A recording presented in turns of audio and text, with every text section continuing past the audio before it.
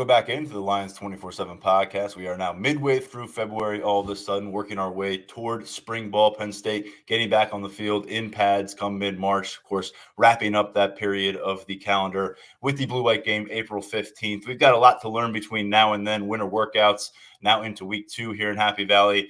Some of those top performers being addressed at Lions247.com today on Tuesday. But on this episode of the Lions247 Podcast, we focus on the recruiting trail, and not many names to do that with in the world better than Steve Wiltfong, who is the recruiting director here at 24/7 Sports, a guy I've had the fortunate pleasure of talking about recruiting with for more than a decade at this point. And we'll bring him on right now. And Steve, appreciate you. I know you're just a couple weeks away from finishing off the 2023 recruiting class with a fantastic signing day show within the 24/7 Sports Network. And 2024 is the headliner right now. And we got a bunch to get through with Penn State. But first and foremost, welcome back to the podcast. Hey, what's up, Tyler? Thanks for having me on. I love Lions247, man, one of the best communities in the 24/7 Sports Network. So always enjoy when I get to write about Penn State and talk about Penn State recruiting. Well, people love when there's a reason for you to write about it, and there's been several of them of late. We'll talk about them, but let's begin with the final addition to their 2023 recruiting class. Chimdi Ono, out of the state of Maryland, a 4-star offensive tackle by 24/7 Sports, number 13 in those positional rankings after being committed to Old Dominion, not having a Power 5 opportunity. They get to the finish line with him on board, Steve. He went and visited Ole Miss, Michigan State down the stretch. He's going to be in Happy Valley in a few months. What did you think about their ability to get to the finish line with Chimdi Ono as a signee? Well, he's a guy our analysts really liked. You know, Andrew Ivins, Cooper Patagna, Gabe Brooks, and Chris Singletary ranked him in the top 50 overall, top 15 at his position, 6'5", 270 pounds, very explosive and powerful guy that brings some versatility probably on the offensive front. And that's kind of the theme with this Penn State class. Penn State signing one of the best offensive line classes in the country. It's tops in the Big Ten, top 3 nationally, in my opinion. And to add Chimdi Ono to a group that includes Javen Williams and Alex Birchmeyer and Anthony Donka, I think this is a group that can really solidify Penn State's front for years to come and continue to play championship caliber football. I know it's an exciting time at Penn State with what y'all are bringing back this year, coming off the season y'all just had. And then this is an offensive line group, a foundation that you can build around. Birchmeyer, for a long time, was the top interior offensive line prospect on 24/7 Sports Assessment. Javen Williams took a little more time, but he worked his way up eventually to 5-star status. And then, as you mentioned, Anthony Donka, also one of the 3 January enrollees. But looking at Javen Williams, because he did land in 5-star territory with 24/7 Sports, what stands out about his prospect profile? He doesn't appear to be a player Penn State's going to need to rely on in year one, but overall, looking ahead the next 3-4 years of his development, where do you see that? And what a good thing for Penn State, what fortunes to have. But Javen Williams physically is a guy that can come in and help a college football program with the way that he's built, the athleticism that he has, his ability to move compared to his peers at that position is elite. He's another explosive, powerful guy like Chimdi Ono. And these guys are also smart, high IQ type football players. But, seeing Javen Williams at the All-America Bowl, I thought he was one of the most talented guys down there, regardless of position. I thought he really flashed his ability at time in practices. And he's an exciting pickup for Penn State and a young man that committed early and never wavered on his pledge, wants to be at Penn State for all the right reasons. And when you get guys like that, you tend to see them hit their potential at a place like Penn State. And so, but just his ability to move, he can play all 5 positions on the offensive front, in my opinion. And he's tough and he's physical. The winds have switched a bit, Steve, when you talk about how the fans feel about Phil Trautwein versus where they were maybe coming into last season. On the field, the play has progressed in a big way for the offensive front. The recruiting success we just discussed. Phil's now in year 4 here in Happy Valley after coming in from Boston College. Do you think this is a sign of things to come in terms of what this 2023 class is and can be for his room? And what do you think about his ability to go out and recruit top-tier talent now that he's been on campus for a bit? Well, I think Phil Trautwein, from the moment he's put on the Penn State garb to even beforehand at Boston College, he's a go-getter on the recruiting trail that takes a lot of time to build genuine, meaningful relationships with top targets. Now, you win some, you lose some. I think that this class in particular, it worked out for Penn State that a lot of these guys are in the sweet spot, right? In-state guys that are very talented, or guys from the DMV area that are very talented. That's a good recipe for Penn State. That's where Penn State has a lot of success on the recruiting trail. So I just think geographically, it worked out for Penn State to also sign an elite offensive line class in this cycle. And so, but it's never a lack of effort with Coach Trotwine on the trail, whether he wins a recruiting battle or not. I think he goes as hard as any position coach at that position in the country of trying to acquire the top players on his board. It's just there's other guys out there trying to recruit too sometimes. So you win some, you lose some. But I think proximity was in Penn State's favor in the 2023 cycle too. Outside of the offensive line class, there's a lot of excitement at linebacker. The guys they're bringing in, Tony Rojas is already off to an impressive start in winter conditioning program. And then you've got Tamia Robinson coming in from the Pittsburgh area. Kavion Keys joining them a bit later here in the 2023 calendar year. He was a late addition to this class. I guess collectively, what do you think about this group they're bringing in? They like to pride themselves as LBU at Penn State. Do you see the kind of players who can help cultivate that into the future? Well, it's one of the best linebacker classes in the country, and obviously another strength within this program. And you look at a Penn State defense that was, number 17th nationally, number 17th against the run. They were number 2 in pass efficiency defense, number 10 in scoring defense. There is a standard on this side of the ball to be one of the most stout units in the country. And I think when you look at this recruiting class and what they recruited at linebacker and in the secondary, there's a lot of athleticism, a lot of guys that can play in space, a lot of versatility. There's guys that can rush the passer from the second level. I think that you have some big physical defensive backs that can come up and play around the line of scrimmage and fill an alley and give that run support that you're going to need against teams like Michigan and Wisconsin to continue to compete for conference championships year in and year out. So I really like the way that Penn State recruited linebacker and in the secondary. And I mean, you look at a guy like Tony Rojas, I think Georgia goes out and signs the best linebacker class in the country. He's a take at Georgia. What a big recruiting win to keep him, from Fairfax, Virginia, to beat the Bulldogs for Tony Rojas. Kavion Keys is another young man that's brings tremendous size, 6'3", 205 pounds, position versatility.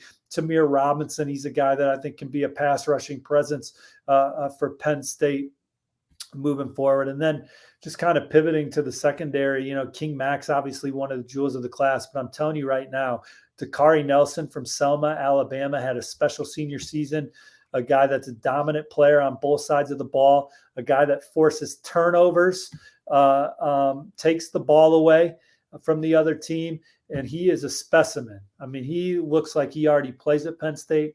I got a chance to see him at the Alabama-Mississippi All-Star game, but I just think Dakari Nelson is one of the biggest, most under-the-radar pickups in the Big Ten to go down into the state of Alabama and take him out of SEC country. That's the kind of championship level talent that you love to see. But look, he's a guy that just seems to be instinctive and a major playmaker on the defensive side of the ball. Yeah, we're all intrigued to see what Dakari Nelson can do. He'll be here in a few months, joining a really impressive freshman defensive back class. He's going to live up to it, class. boys. I'm telling you, haven't seen him live he was one of the best players at the Alabama-Mississippi All-Star game, regardless of position, and it was a loaded event. You mentioned Penn State being able to get him to signing day with this class all the way from Selma, Alabama. They did it with King Mack out of St. Thomas Aquinas, a top 100 overall prospect in 24/7 sports rankings. And then I'll throw in Elliott Washington, who's on campus as an early enrollee, another top 24/7 talent, a guy who has spent time in Alabama's class. We discussed earlier with the offensive line class, some of the linebackers, about Penn State doing a lot of damage within its regional footprint here, but few of those names I just mentioned, that's going beyond that. That's getting them here despite all the NIL stuff in play, despite all the Southern schools in play. What do those kind of recruiting wins suggest about program trajectory? I'm sorry, Tyler, run that back, brother. Yeah, what are those kind of wins? Getting a guy like Takari Nelson from Alabama, getting a guy like King Mack from Southern Florida, Elliott Washington from Florida, who spent time committed to an Alabama program. What do those long distance victories mean for the trajectory of Penn State and its ability to go out and get talent? Look, Penn State's a program that goes 11-2 this year and wins the Rose Bowl, and that's an exciting year. But that's not this staff's goal. They want to win the Big Ten, and they want to be in they want to win a crystal ball. They want to win the national championship. And so you're looking for players that can help find an extra couple wins on the docket each year. And so I think that Penn State going out of region and getting guys like King Mack and Dakari Nelson, those are guys that maybe help you find an extra win or two long-term down the road. But James Franklin's the one that I first heard say it, and I steal it and use it all the time. Recruiting is not who you don't get, it's who you get. So the region, whatever, be damned, you're just trying to recruit guys that have high upside that can help you win championships. And I just think in this class, it worked out that a couple guys that they went out of their footprint for are really talented players that just chose Penn State over other opportunities. But I mean, Penn State's recipe is still going to be Jersey, DMV, Pennsylvania, owning that region of the most championship caliber players coming to Penn State. And then there's so many good football players out there, but finding the high upside guys and then scheming them up correctly and developing them. Penn State's traditionally had one of the best strength and conditioning programs in college football that shows up on the field in the NFL Combine, et cetera. I think they've obviously been very good on defense with the coordinators that they've had. And so offensively, it's trying to find those extra inches, and so I'm excited about their offense. I'm kind of going off the rails with this answer now, but I think Penn State's got one of the best running back rooms in college football coming back next year, which we've seen them have that before with Barkley and Miles Sanders and stuff. They have a very, very talented quarterback that's going to be a first-year starter, so that's exciting. How quickly is he going to be able to slow the game down? How dominant can Drew Aller be right away? Because there's a lot of expectations coming into the season. Veteran offensive line, right? So you feel good about what you have up front.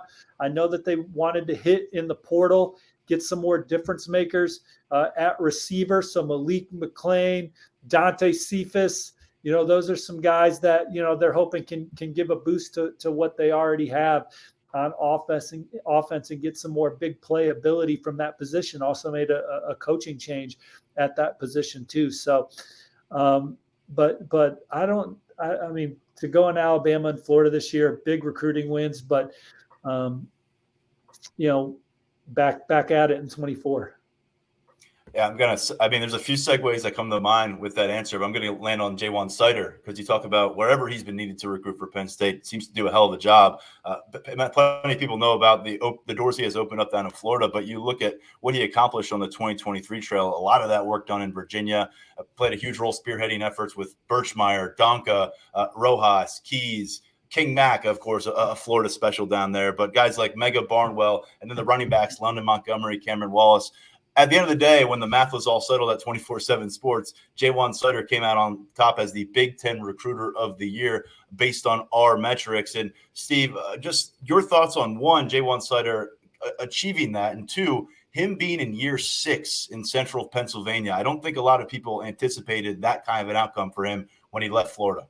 Yeah, well, what a great life he has right now at Penn State, coaching on a staff that's among the best in college football for a program that has a chance to win a conference title year in and year out, which puts you in the conversation for much more coming out of the Big Ten. He's recruited a lot of talented players into that running back room, so they've had a lot of success. His son's on the team. I mean, like, what are we talking about here? Like, James Franklin treats his staff well. Like, of course he stayed 6 years, and certainly every year there's people that call and try and get a feel for what it might possibly take to lure him away from Penn State. But they got a really good thing going, and having some conversations with Coach Sider over the last several years. I know he's very, very excited to be at Penn State and likes the guys that he's working with and likes where the program's at, and you guys get a chance to talk to him up there. It's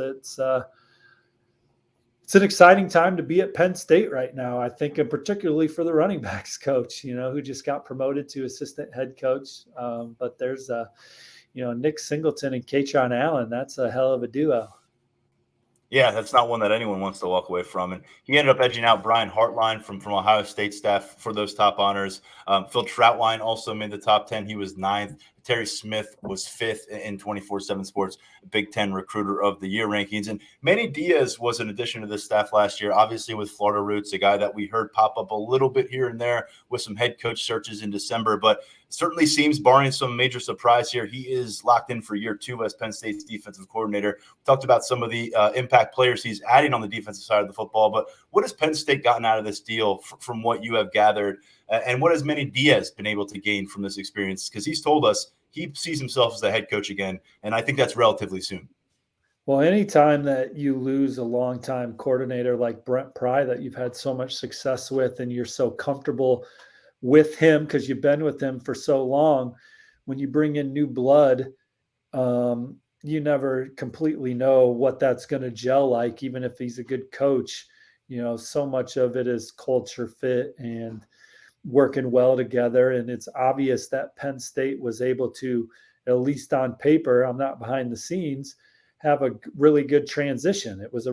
They had a terrific defense this year, so I think that you're excited that you were able to weather the storm of losing Coach Pry to Virginia Tech with the replacement, and it went well, because sometimes coordinator changes don't go well at places, or don't go as smooth, and maybe behind the scenes, who knows what it was behind the scenes. I'm not saying it was or wasn't. I'm just saying from what I saw outside looking in, I saw Penn State continue to play high-level defense. And the one notable staff change in terms of position coaches was Marcus Higgins coming in a few weeks ago to replace Taylor Stubblefield, who had been here for a few seasons. We got a really good review of who Higgins is from Jackie Franchuli from the Virginia site back when this hire was announced. But curious what you've heard about Marcus as a recruiter, any kind of anecdotal evidence you may have, or just talking to some people, how he may carry that over to Penn State after spending 12 years with the Virginia football program.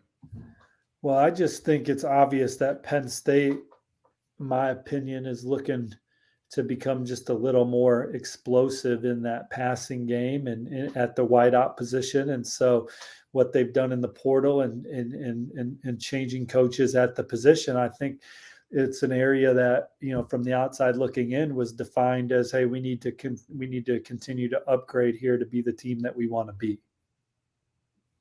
And James Franklin now in year 10, Steve, with Penn State. How would you we don't see a lot of coaches get to that point with any program. How have you kind of witnessed maybe his evolution as a national recruiter, as a program builder? What stands out to you now that he's got a 10 years under his belt of signing recruiting classes with Penn State?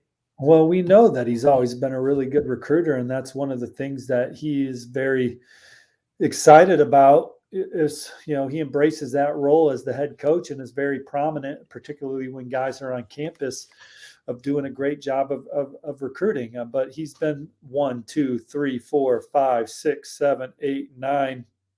He's had 9 seasons at Penn State.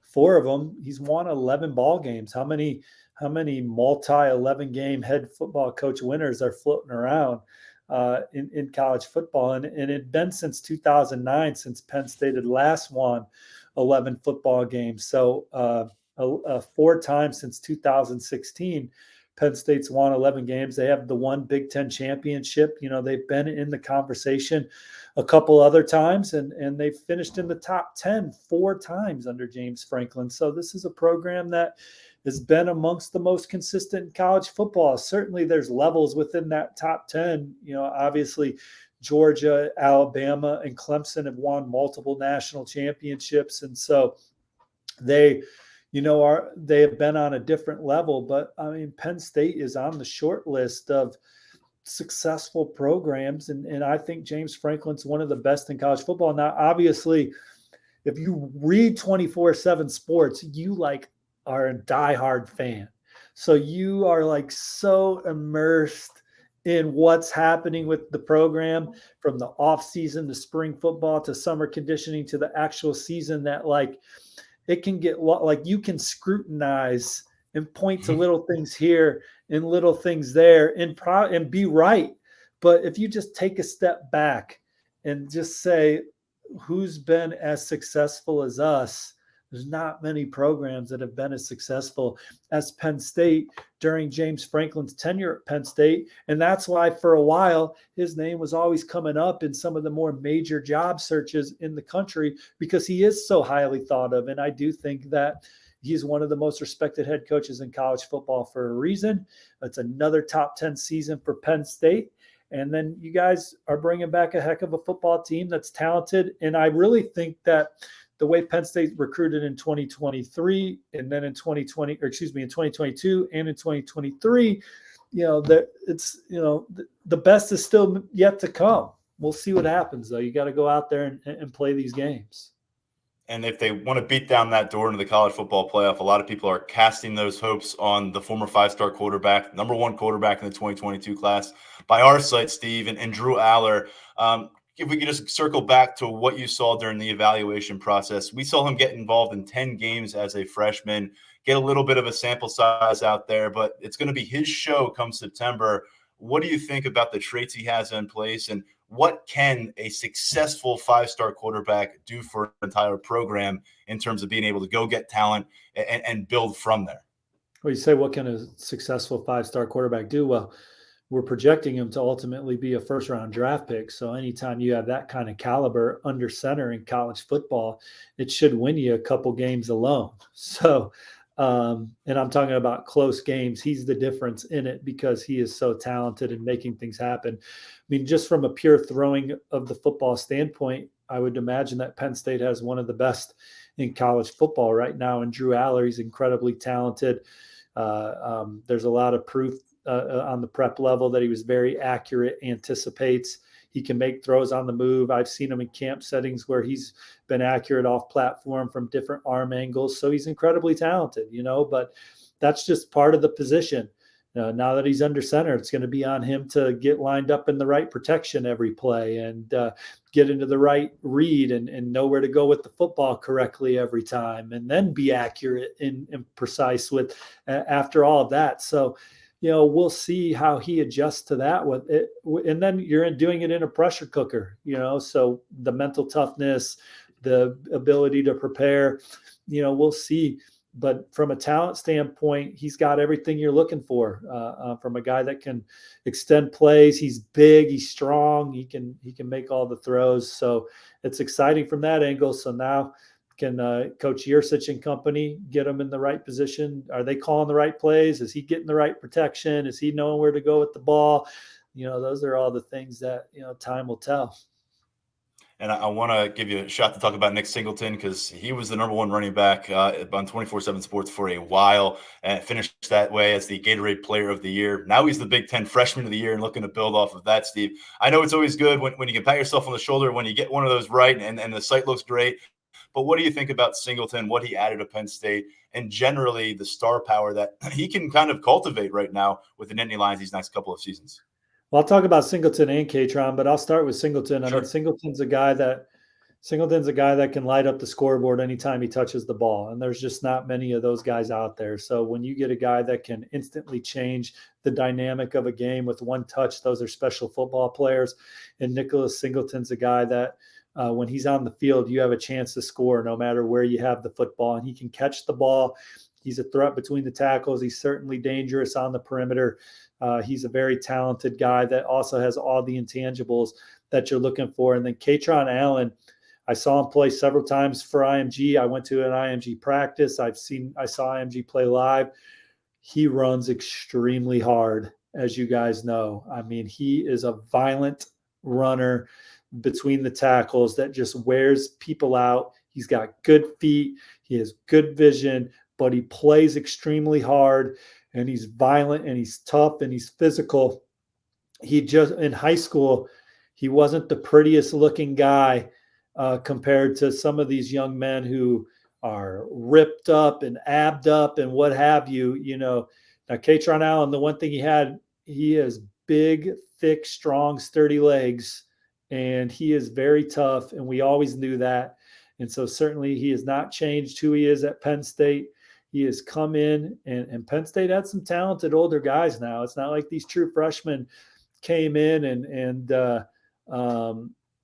had nobody in front of them, and it was a clear runway. It wasn't. Penn State had good older running backs that just didn't look as good because these freshmen are really good now, sophomores. And so, they come in and take reps from guys like Kevon Lee and stuff. I think it speaks to how good these guys were at 18 years old. And now they have a full year of nutrition and strength and conditioning at Penn State and understanding the scheme and offense. They got a chance to be even better next year, obviously, and beyond. And what a duo to be there together and take the load off each other as well. I think when you look at some of these teams that have won the national championship lately, they've had multiple guys that they can count on in the backfield, and Penn State has that. Steve, finishing off with 2024 cycle, Penn State has 2 commitments, both inside the state right now, but they're working off a Rose Bowl win. They're working off an 11-win season instead of a 7-6 season, which was the case going into the last cycle. When you look at what they may be able to accomplish with the way the program's kind of set up for success, how pivotal is it to stack another class here? And what do you think about Penn State's ability to go out and get a national collection together that's way up there in the rankings at our site? Well, for them, they're just trying to continue to recruit guys that help them get to the goal of the college football playoff and beyond. And they have a lot to sell. I mean, they had the most players drafted in the Big Ten last year, right? So in addition to the Rose Bowl win, 11 wins again, 4 top 10 teams under James Franklin, they've also had as much success in the NFL draft as Penn State's had in a long time. And I would imagine they're in the top 12 nationally if you stacked draft classes. I don't have an official stat on that, but they've had a lot of players drafted under Coach Franklin and company too. So there's a lot to sell with Penn State. And as you start getting into Lash Bash season and recruits getting on campus again, there's a reason why there's a lot of excitement around Penn State football. So as they go and recruit the Quentin Martins of the world and players like that, Ernest Willers, we'll see what happens, but it's not like Penn State's showing up to a gunfight with a knife on the trail right now. They got a lot of positive things to sell about their program before you even get into alumni and academics and all of that. If you want to just look at it from a pure football standpoint, Penn State can go toe to toe with damn near anybody. Steve Wiltfong, a legend in college football recruiting because of his reporting. We're happy to have it at 247 Sports. He's the director of recruiting here. A legend because there's not many people crazy enough to cover recruiting. So it's that's also true, especially the way you do. Very short list of people out there, but a lot of really, really good reporters in this space. That's right. Hey, Steve, really appreciate the time, the insight, and all that. We'll follow your coverage at 247sports.com. Wiltfong Whip Around. People need to be paying attention to that. Give us just a quick where folks, if they hadn't been familiar with their work for whatever reason, where they can find it on a day-to-day basis. Well, obviously, starting on 247 Sports, 247sports.com. We got a lot of programming on the 247 Sports YouTube page. Wiltfong Whip Around is Mondays and Fridays. I'm also regular on the recruiting show, which is Tuesdays and Thursdays. So, but you can find those videos at your own convenience on the 247 Sports YouTube page. And then I try to be on Lions247 when I can. Those guys obviously do a great job of covering the program day to day. Brian Doan is a machine, my colleague out east, and then I fit in when I get stuff. So, but appreciate you guys. Happy New Year, all of that jazz. I'm actually a big Seinfeld Larry David guy, so me saying Happy New Year on February 14th is very embarrassing. But with that, I'll see y'all around. All right, take care. Hey, we'll take a Happy New Year on Valentine's Day, whenever we can get it from you, Steve. Take care, man. We'll talk to you soon. Yep. All right. Really appreciate Steve Wiltfong for joining us here on the Lions247 podcast. Not his first go around here with us. Won't be his final one as well. You can listen to him in the future. But a bunch going on at Lions247.com this week. We've got commentary and stories on how this Penn State roster is developing now. Some of the young risers of this roster, some of the newer additions. How are they fitting in? And also, we've got Penn State basketball, 4 straight losses, trying to avoid a 5th consecutive loss on Tuesday night against Illinois. A coverage of that team, how things are trending, obviously not in a great direction right now, available at Lions247.com, along with recruiting coverage from Tyler Calvaruso. He's got a story up on a new Penn State offer who's quickly planning a trip to campus. For now, stepping aside, we'll be back with another episode of this podcast later in the week. Big thanks to Steve Wiltfong, Director of Recruiting at 247 Sports. I am Tyler Donohue. We'll talk to you real soon, right now, on the Lions247 Podcast.